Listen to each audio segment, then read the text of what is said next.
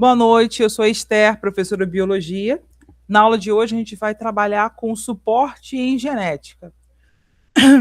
Espera aí que eu vou compartilhar.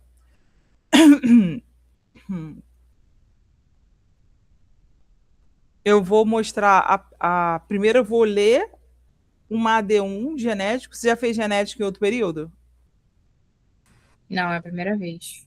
Tá, vai ser a primeira e última, com a graça de Deus. Uhum. Eu vou te explicar todos os termos da primeira questão. Eu acabei botando na segunda, mas é na primeira.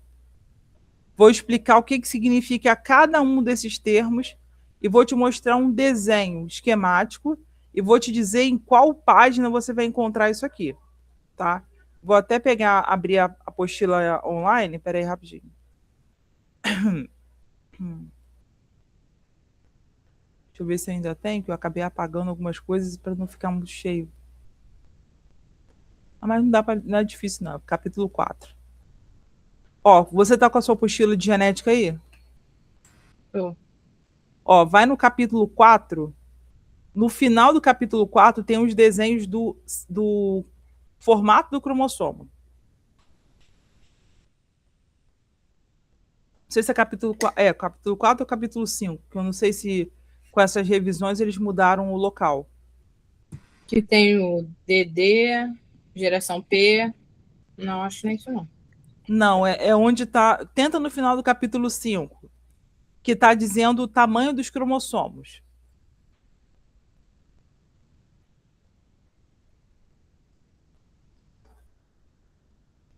A apostila que eu tenho é muito antiga, eu não sei se está igual. Deixa eu tentar baixar aqui na plataforma para.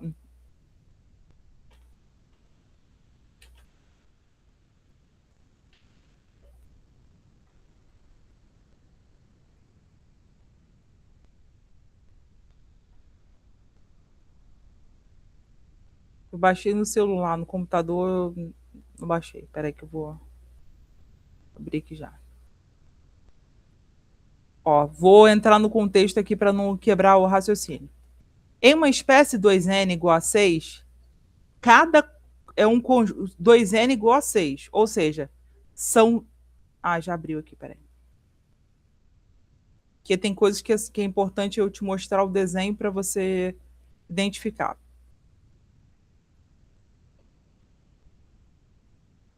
Peraí que eu já vou colocar na página certa.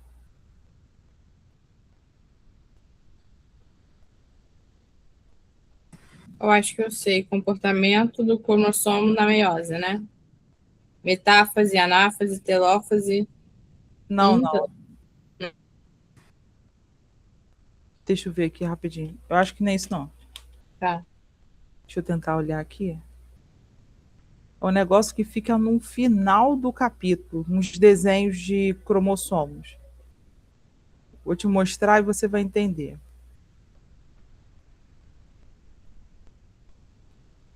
É um mapinha de... Não sei se é capítulo 4 ou capítulo 5. Cadê, gente? Cromossomo.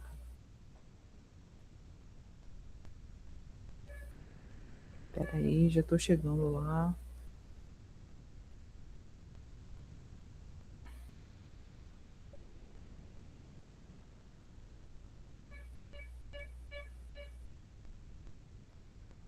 Acho que é capítulo 6. Me enganei aqui. Tá, daqui a pouco eu te mostro o desenho e você vai entender. Eu vou botar uma... Isso aqui é uma AD pronta. Uma AD é a pergunta da AD. Por que eu coloquei isso no primeiro dia de aula? Eles repetem muito. Uma coisa de genética que eles são a coordenação mais honesta que tem.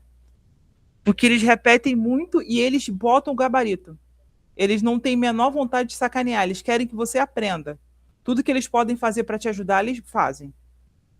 Olha só, em uma espécie 2n igual a 6, com determinação cromossômica do sexo tipo XXXY, considera um indivíduo do sexo masculino que é heterozigótico para 2 genes autossômicos, localizados em cromossomos diferentes. A seguir estão características para cada um dos cromossomos dessa espécie. autossômico submetacêntrico maior, representar com 3 centímetros. GNA, braço menor do cromossomo. Autossômico 2, submetacêntrico médio, representar com 2 centímetros. GNB, braço maior do cromossomo.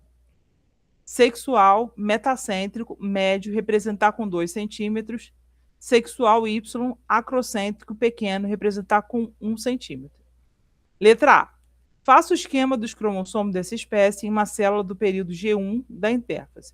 O esquema deve permitir que os cromossomos sejam visualizados individualmente e deve conter a posição dos alelos dos genes A e B nas respectivas cromátides. B. Faça um esquema da meiose de uma célula gamética desse indivíduo nas fases da metáfase 1, telófase 1, metáfase 2, telófase 2. O esquema deve permitir que os cromossomos sejam visualizados individualmente e deve conter a posição dos alelos dos genes A e B das respectivas cromátides. Atenção para representar uma célula na metáfase 1, 2 a partir da telófase 1 e 4 células filhas no final da meiose. Deixa eu só mudar a tela que eu vou mostrar para você.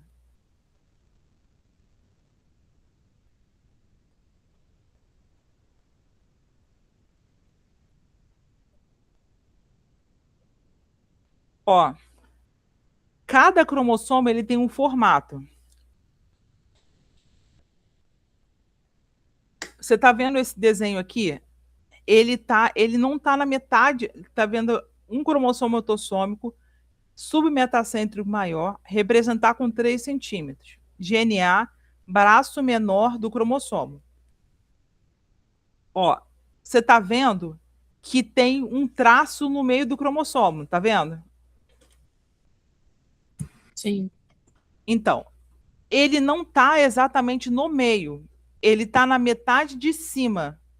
Imagine que eu tivesse colocado traçado uma coisa aqui no meio, só que a metade, esse submetacêntrico é metade da metade.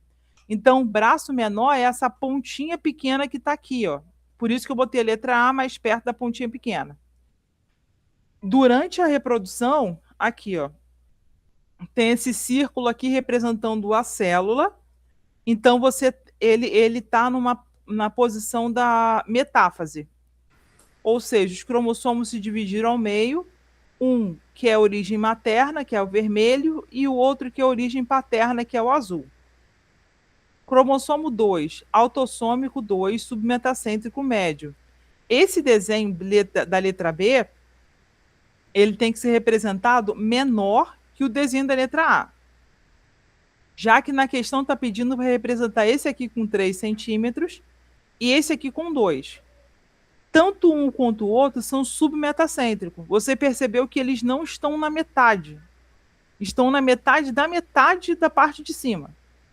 Autossômico 2, submetacêntrico médio.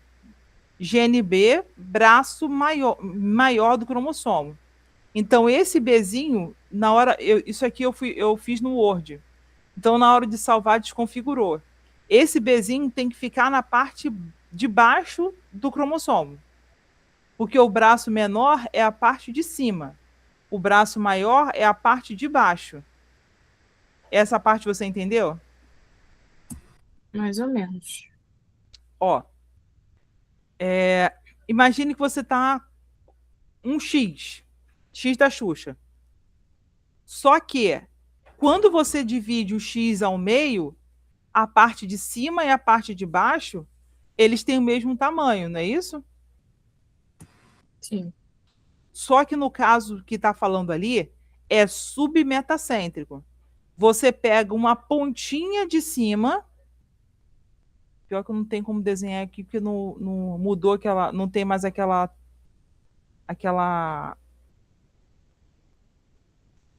Deixa eu ver aqui se. É que antigamente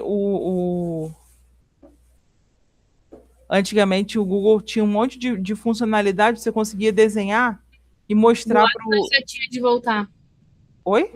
Lá em cima, na parte de cima. Uhum. Perto, tem a parte do zoom ali, tem tipo um rabisquinho.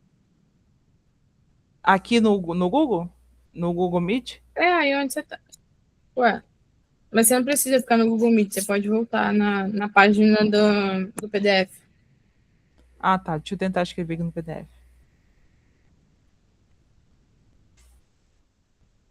Aí. E esse jogo da velha que eu vou ter que desenhar na prova? Isso. Tá vendo? Isso aqui é metacêntrico.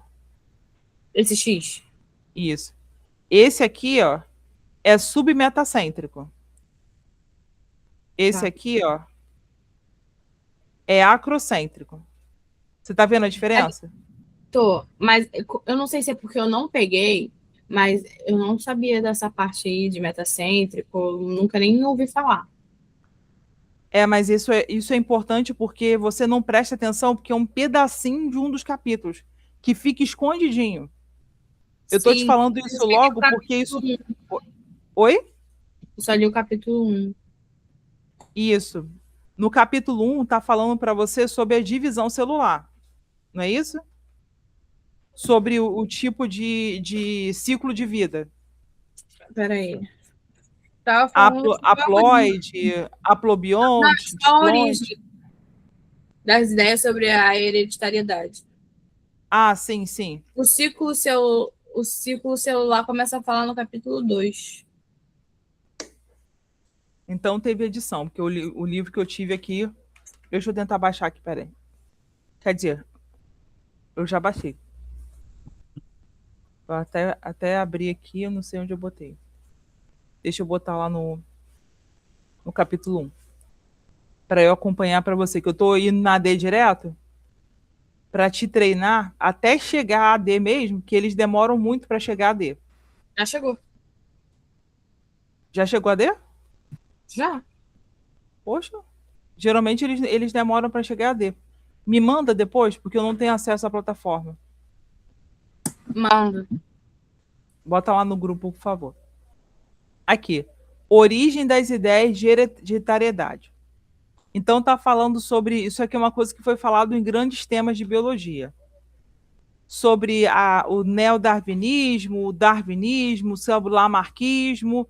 O que você acha que é melhor, a ideia de Darwin ou a ideia de Lamarck, pelo que você leu? A de Lamarck eu acho que eu não prestei tanta atenção, mas eu conheço muito da de Darwin. Ele ficava observando. A de Lamarck eu não me lembro. Olha só, os dois foram muito importantes, só que Lamarck veio antes de Darwin e ele não tinha tantas oportunidades que Darwin teve. Por quê? Porque Darwin era uma pessoa que era rica. Pera aí rapidinho. Ele tentou ser padre e viu que não tinha vocação. Tentou ser médico, não conseguiu continuar. E tentou ser naturalista. Naturalista é o que a gente considera hoje como biólogo ou ecologista. Então as pessoas viajavam o mundo para desenhar, porque não tinha como fotografar, tinha que ser uma pessoa que sabia desenhar muito bem.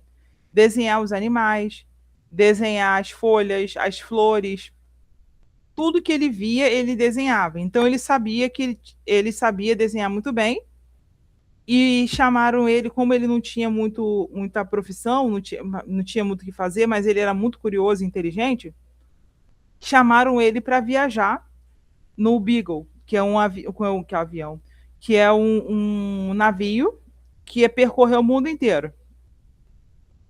Beleza. Então ele começou a perceber, ele já tinha lido bastante, porque a família dele já tinha um naturalista na família, e ele já tinha conhecimento de evolução, de que alguns animais vêm de um jeito, depois vêm crescendo e se tornam outra coisa. Ele percebeu também, ele já sabia que existiam fósseis. Você sabe o que é fóssil? Lembra o que é isso? Sim, De dinâmica da Terra? sim. Então, há uma prova clara assim, da existência da evolução dos seres vivos é a observação dos fósseis. Porque existem fósseis conservados por mumificação, que são ossos que os pesquisadores encontram, não só pesquisador, mas pessoas comuns, às vezes lá na Argentina, foi um negócio bem engraçado, que acharam um dos maiores dinossauros da América, que é Titanossauro América. Eu fiz até um trabalho sobre isso no primeiro período da graduação. tinham umas crianças brincando na rua, depois da chuva, era um lugar de interior, né? Então, o que aconteceu? Eles tropeçaram num negócio, mas eles pensaram que fosse raiz, mas não tinha uma árvore perto, era um campo bem grande. E começaram a cavar para saber o que era, e acharam um pedaço de osso, avisaram lá na polícia, na faculdade, sei lá o que eles fizeram, e chamaram um grupo de. Não é arqueólogo, não. Paleontólogo, para identificar e descobriram uma ossada enorme. Então, e fizeram a datação, né, por carbono 14 e descobriram que o osso tinha milhões de anos, 60 milhões de anos ali. Estava fossilizado. E aquela região é uma região muito deserta, não tinha ninguém morando. Então, é sinal de que os animais viviam ali há muitos anos. Então, o trabalho de Darwin foi entender que os fósseis... E também tem outra coisa interessante. Já assistiu aquele filme... eu ia falar Em Busca do Vale Encantado, mas não é não. Quando eu era criança, eu assistia esse desenho. Parque dos Dinossauros? Não. Jurassic Park. Ah, já.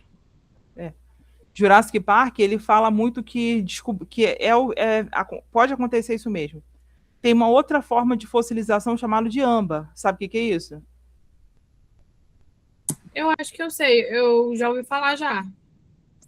Âmbar é tipo um gel, é uma resina que é produzida por uma árvore que parece muito com mel, é a cor do mel. Só que ela fica dura, igual vidro.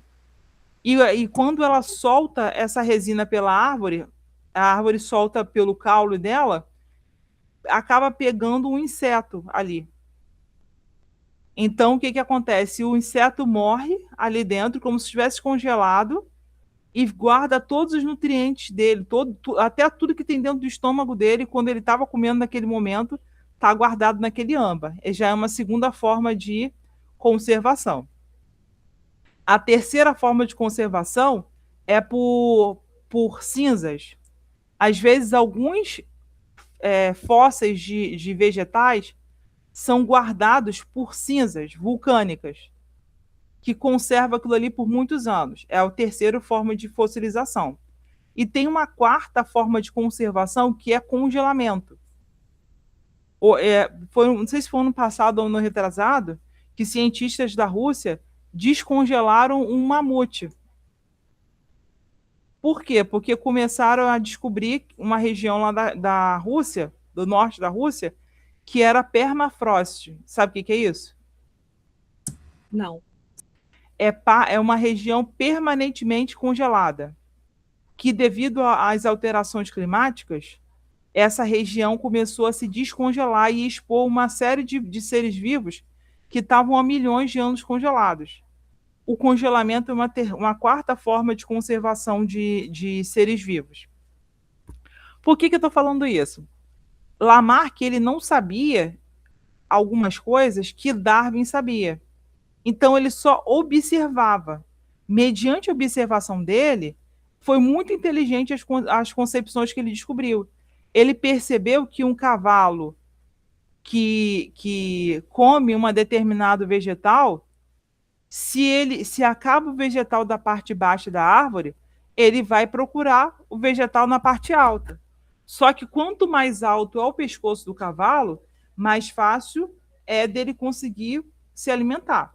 Então ele concluiu que as girafas conseguiram ter o pescoço maior porque elas puxaram o pescoço, mas não foi isso. É que, na verdade, toda girafa tem um gene, a girafa sofreu uma mutação que, ao longo dos anos, as girafas que nasceram com o pescoço longo sobreviviam mais do que as girafas que nasciam com o pescoço pequeno.